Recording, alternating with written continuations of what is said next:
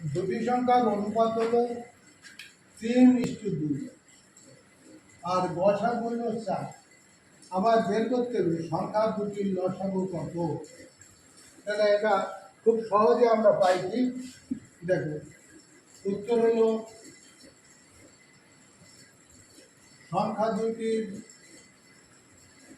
বা অনুপাতের গুণফল অনুপাত অনুপাত অনুপাত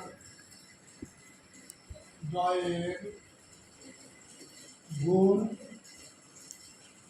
গুণ গসাগু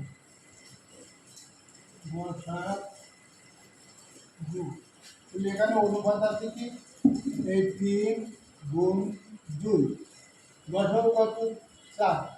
তাহলে 3 দুগুণে কত 6, 6 × 4 4×6 = 24।